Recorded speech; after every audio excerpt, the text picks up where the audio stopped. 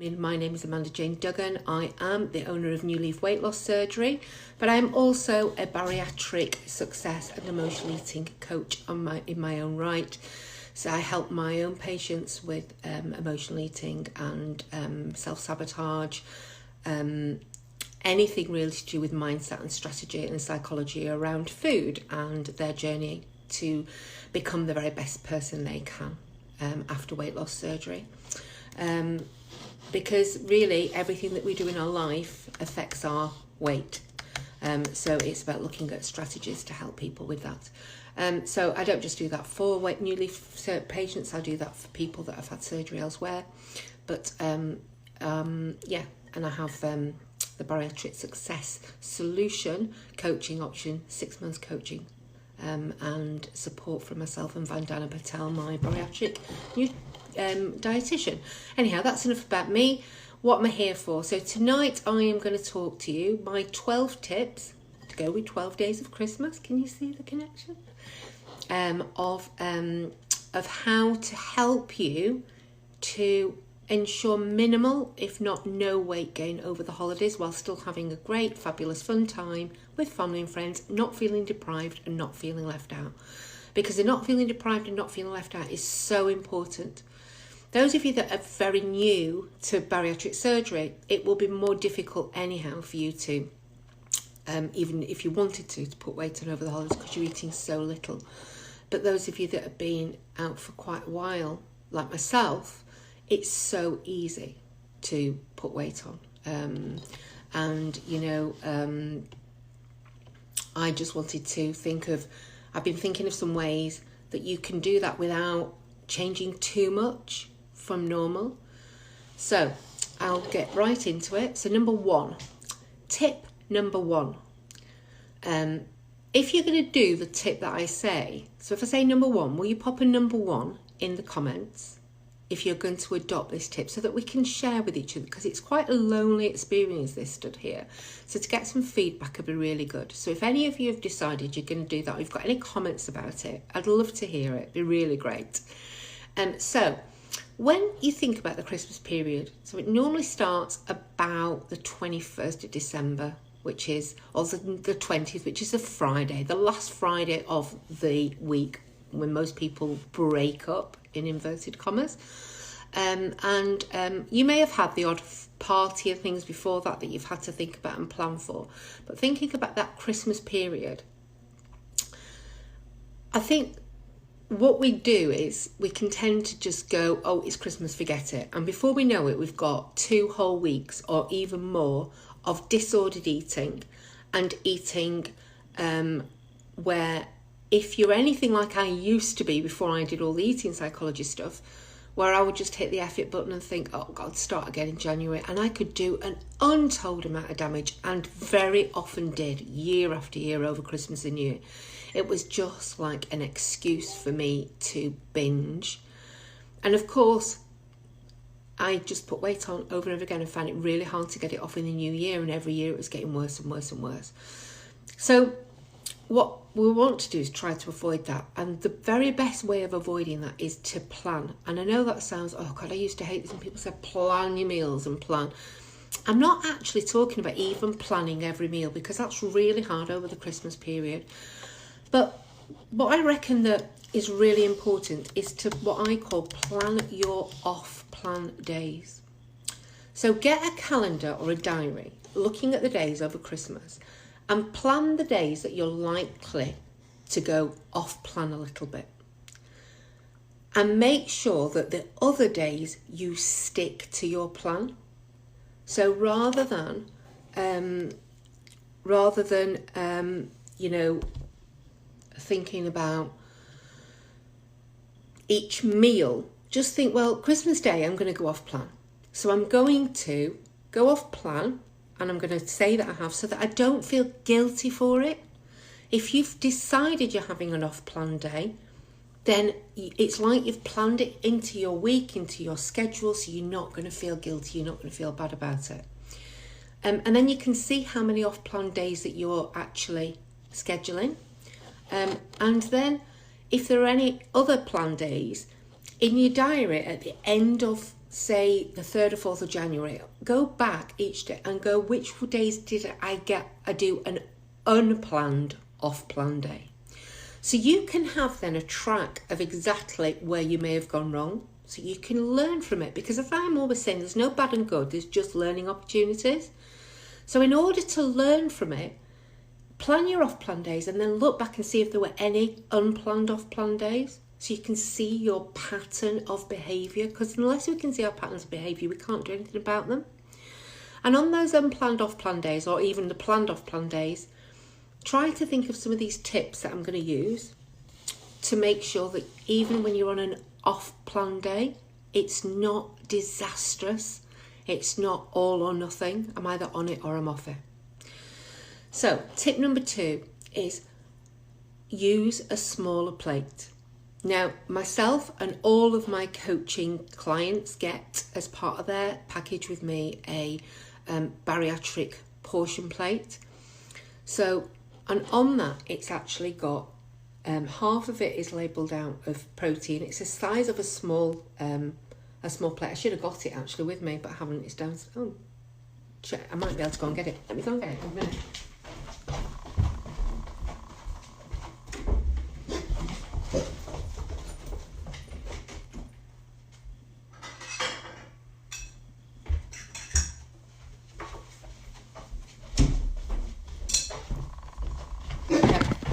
Sorry about that. Hi guys, I don't know if you can see this, but it is by Carol Ball from Bariatric Cookery, and you can see that that part is supposed to be protein, this part is supposed to be vegetables or fruit perhaps, and then this part is supposed to be what we call complex carbs. But even not thinking too much about that, can you see how the rim or the inside bit of that side plate is where we should fill up? So if you at a party or you've got people around, make sure that you try and stick to that inside bit of that side plate, because that is going to really help you with portion control. Straight away, you've actually controlled your portions there. So that's a really helpful tip. So that's tip number 2 for you for tonight. So use a smaller plate. Tip number 3, protein, protein, protein.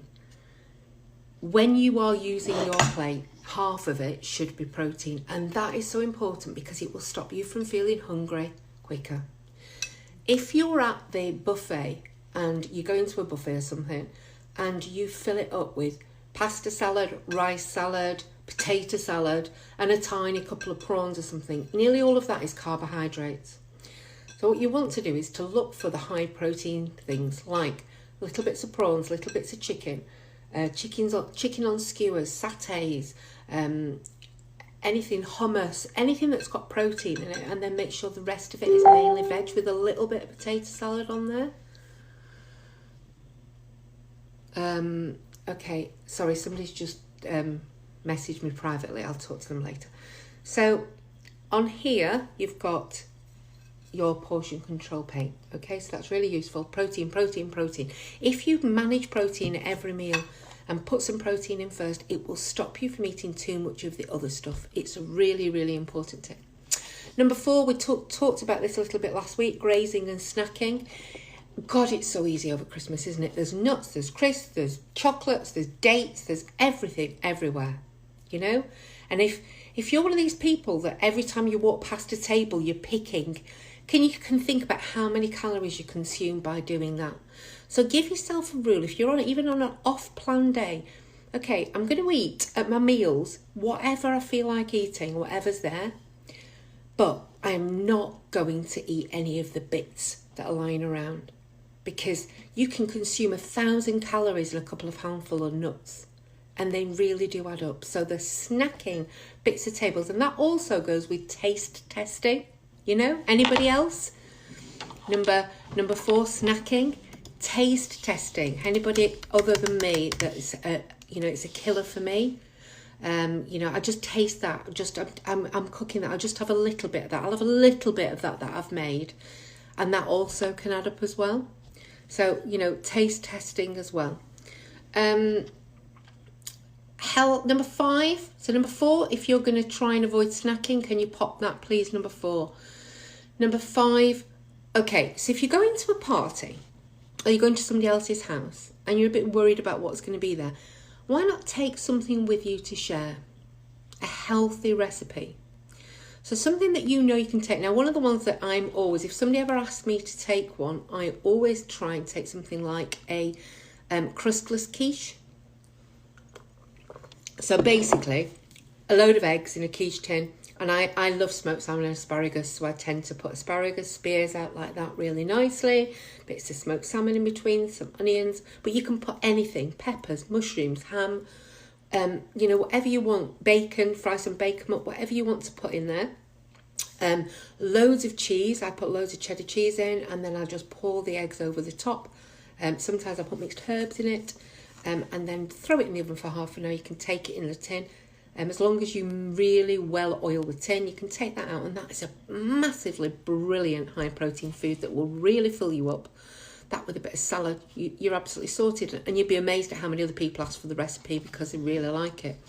Or if you're going to take a sweet thing or whatever, so taking a healthy dish to share is number 5. So if you're going to think about number 5, can you pop that in, please? If you're going to come with me on number 5. Number 6. Modify your recipes.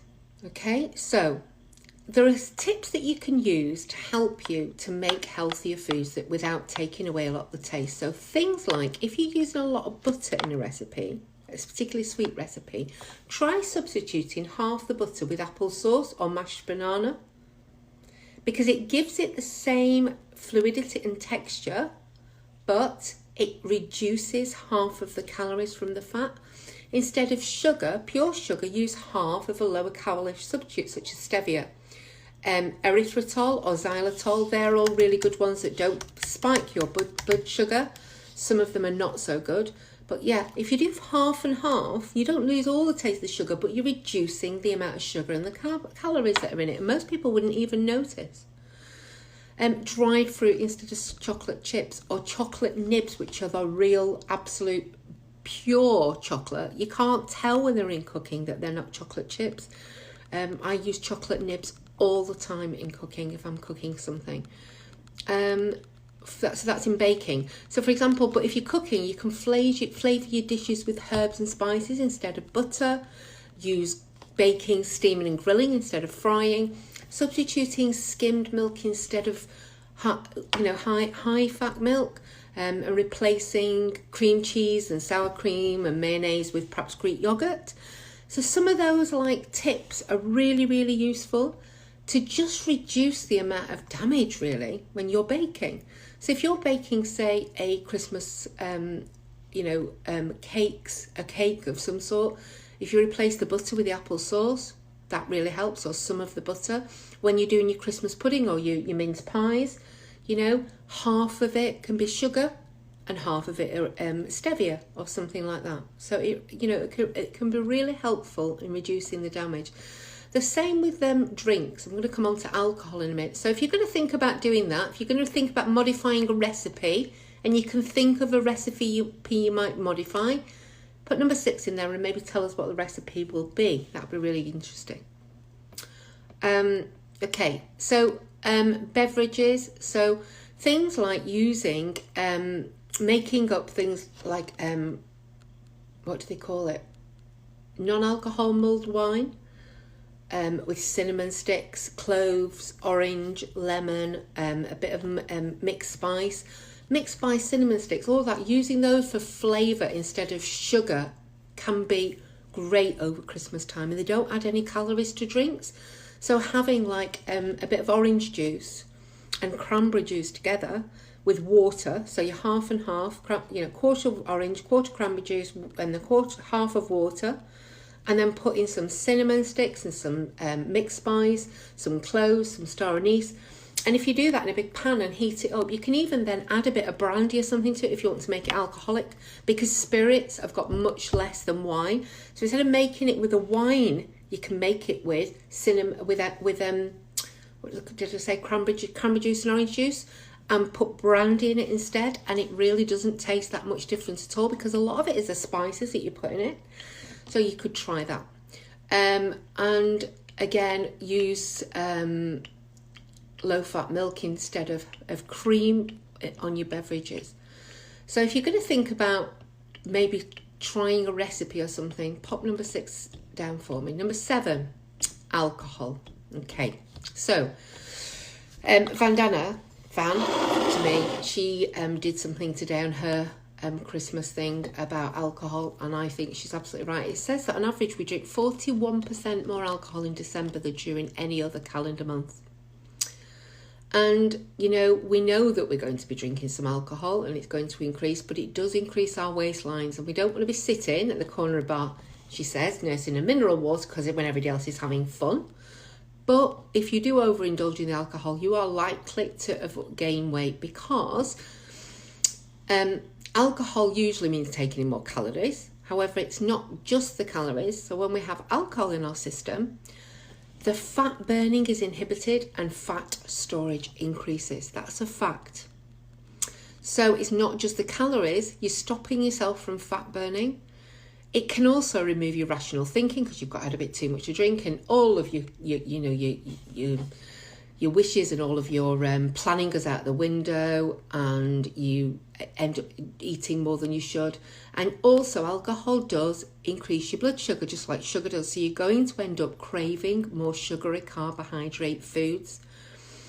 So one area you can help with that is by, if you are going to drink, you can make sure that you drink a lower calorie alcohol. So like I said, instead of drinking the red wine, mulled wine, make it with fruit and brandy, because there's less calories in spirits by a long way. So spirits have got less calories in them.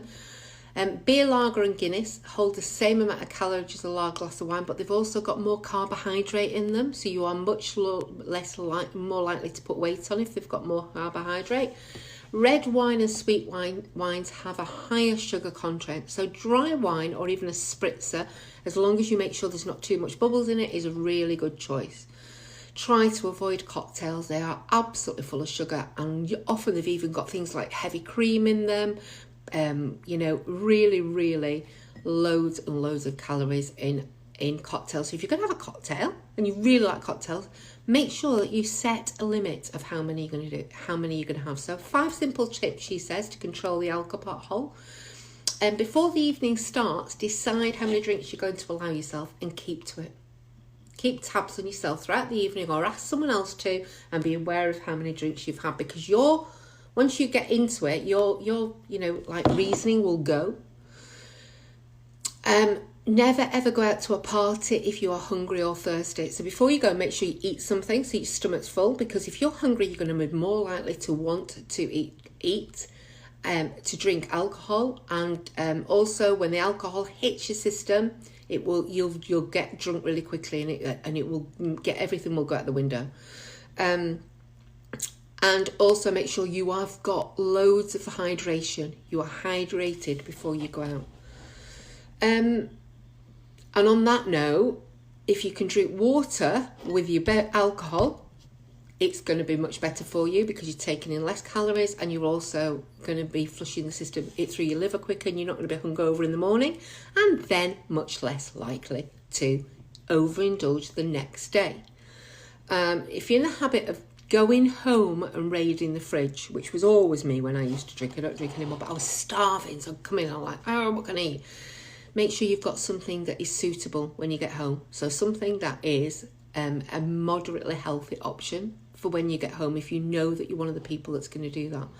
So if you are going to use any of those tips to help with drinking alcoholic beverages, so give me, I think it's a number 8 or number 7, please. Put number 7. Okay, number 9. Try to limit your desserts over the Christmas period. The very best way I find of doing that is, if I'm out and everybody's having desserts, I don't want to feel deprived. I absolutely hate feeling deprived, and I love desserts. I always have. I always share one. I never ever have my own dessert. I always share it with my husband. So that means I can have a dessert on 2 evenings, but not actually, I'll have only had one dessert. And actually, if you get into the habit that, you realise that after 2 or 3 mouthfuls, you really don't need any more. And that's a bit like mindful eating. I've not put that in here, but really, really being mindful about, is this food still tasting as amazing as it did the first few mouthfuls? Because if it's not, I can stop, and just stop. Push it away, throw it in the bin, do something. You don't have to eat everything on your plate because it's there. But limiting your dessert. So maybe you can plan when you're going to have a dessert, but if you're going to have a dessert and share it with somebody else, because I found that's a really good way of limiting the amount of calories that I'm eating, and I've just got used to that now. I never ever have a dessert on my own.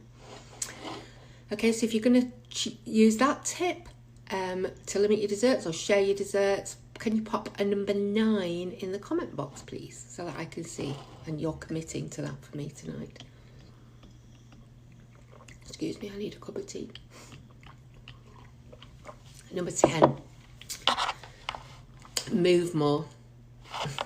And this is so easy to sit in front of the TV day after day over the Christmas period, because we're all absolutely shattered by the time Christmas comes, and we've been running around like an idiot, getting everything ready, entertaining everybody else.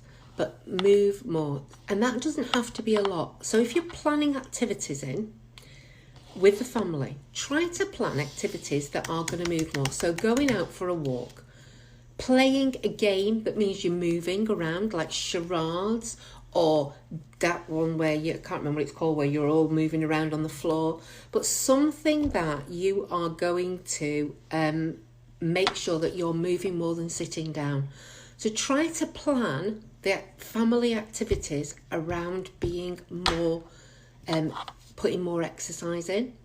And if you know you're not going to, do something like a 7-minute workout in the morning, because most of us are off work over the Christmas period. We do not have any excuse really, apart from those of you that are perhaps cooking dinner on Christmas Day and it is a manic day, but the rest of the time to do even 10 minutes of cardio or some weight training or something, because the exercise will increase your endorphins, it will make you feel better, but it will also just get rid of some of those calories, and it might just get you in the right frame of mind for 2020. Instead of starting everything on January the 1st, as we all tend to do, start at the beginning of the holidays. Start your exercise regime then. So join a 30-day challenge, sit-ups or push-ups, or a Tabata, or a I can't remember what they call it, a 7-minute challenge with Joe Wicks or something like that. Just something that you know you're going to be able to do. It's only 10 minutes every day. Oh gosh, sorry. 10 minutes every day, but something that you're going to do to help you is to make sure that you are going to move more over the Christmas period. So put a number 10 in if you're going to move more. If you know what it is that you're going to do, like you're going to start your exercise regime when you break up from work, and you're going to start that instead of starting everything in the new year, and put that in as well, because it's a really good tip, that, because we try and do everything. We're all or nothing people. It's like, start on January the 1st, I'm on a diet, I'm on an exercise program, I'm going to do everything all at once. Why not break it up? And why not say, right, okay, on the 21st of December, which I think is the Saturday before Christmas, I am going to start my exercise program, and I am going to do that starting on the 21st instead of the 1st of January. So number 11, again, avoid all or nothing thinking. So we tend to be on it or off it. There's no happy medium or in between with most of us. So I'm either on a diet, and when I'm on a diet I'm restricting everything, or I'm off a diet, and when I'm off a diet I've got to make up for when I was on it, and I'm eating everything in sight. I stopped doing my exercise, I stopped doing anything. I'm a couch potato eating in front of the TV. So try to avoid that all or nothing thinking. This is something that I really work on in my coaching sessions with people, is that this all or nothing thinking in everything we do really does set us up for failure, and it really increases self-sabotage. It allows self-sabotage to get in there and swell in and really derail you off your tracks. And one of the very best ways of doing that, I find, is to tell myself that I can start my day or week again at any time I want. I do not any longer have to wait for a Monday morning or the day after Christmas or New Year's Eve.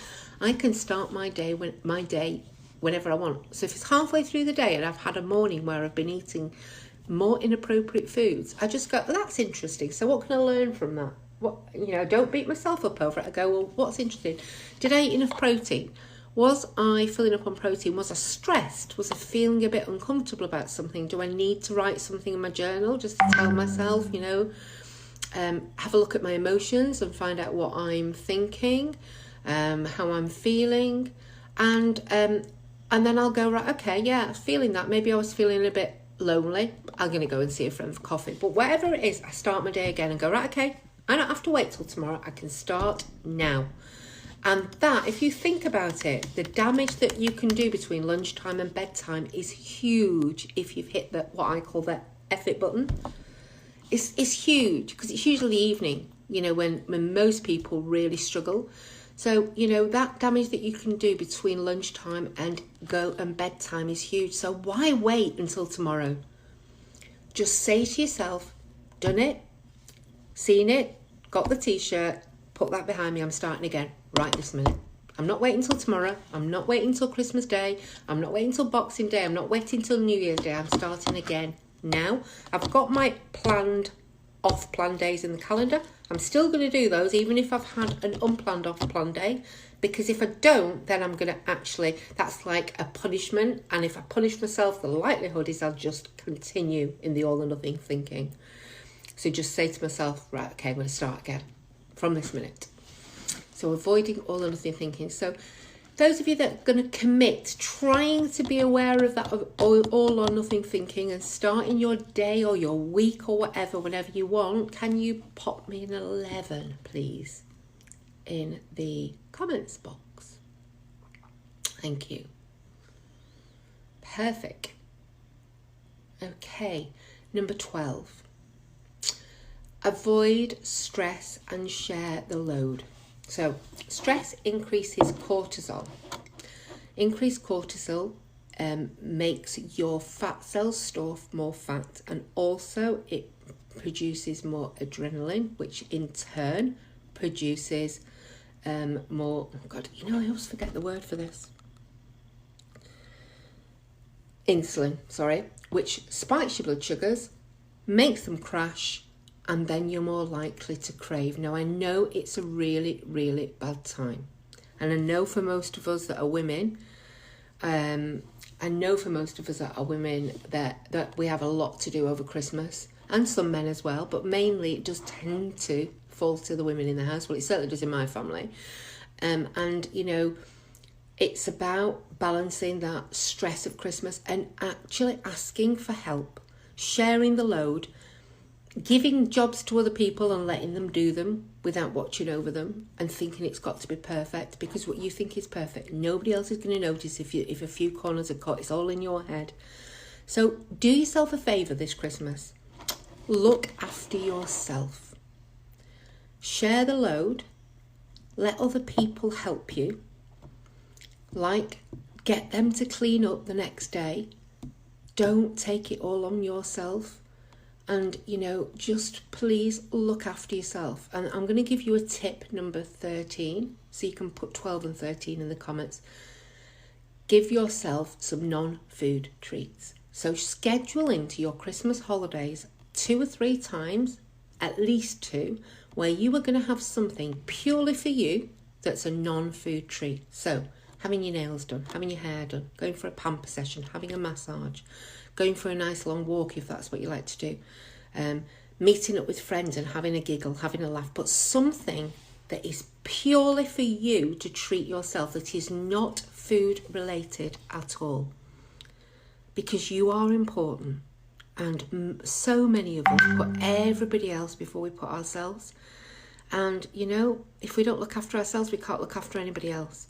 And part of this journey, the hugest part of this journey for me and all of the people that I coach, is to learn to put ourselves first, is to learn to love ourselves enough to give ourselves what we need.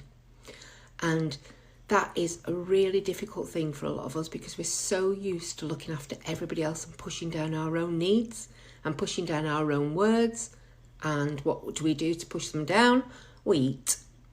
And, you know, it's a big connection, really big connection. So try to look after yourself and give yourself some nice things to look forward to, and avoid the temptation of cancelling them because you're too busy. Put number one first. You are worth it, and you're so, so important.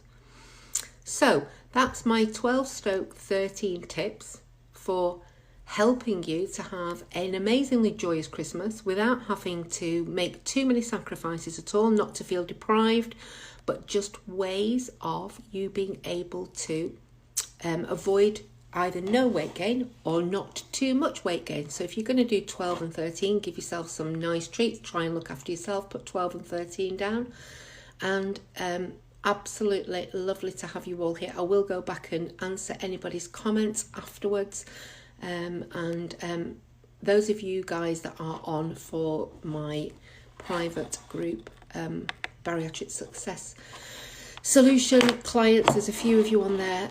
Yeah, we have got a session after this at 8 o'clock. So I look forward to seeing you guys. Anybody who's interested in joining us, particularly starting off the new year, I've got a few places left for starting mid-January. If you want more information, I haven't actually publicly launched this yet. I'm going to be doing it in December. But if you want more information, help you get back on track in the new year, if you're struggling and you need some support, let me know, send me a PM and I can tell you more about it. Okay guys, have a wonderful evening. There is not going to be a live now until the middle of January. Next week I've got a Christmas party, and then the weeks after that we're all on holiday, and I am going to Vietnam and Cambodia on a cruise with my husband. It was our silver wedding anniversary in June, and this was our gift to each other. So yeah, so I'm not going to be here until, I think the next live will be the 13th or 14th of January. So it's a long way off, but it'll be in the new year. However, I will be trying to post. I'll be doing some tips and tricks when I can, if I can get on Wi-Fi. So I won't be leaving you all alone. I'll be in the Bariatric Success Lounge. If not, any of you are not in that and you want to join my Bariatric Success Lounge, please let me know, because I'll put a link in the post. It's purely around mindset mainly, and psychological things to help you with the mindset and strategy side of the surgery, rather than just perhaps, quite often most groups concentrate a lot on the nutritionist side, so this is more about mindset and strategy. So if you'd like to join that, let me know. But yeah, have a wonderful Christmas and an amazingly prosperous, happy and slim, healthy new year. And you know, I just want to send so much love to each and every one of you. And you got this, guys, all of you. We can do this together. Take care. Bye.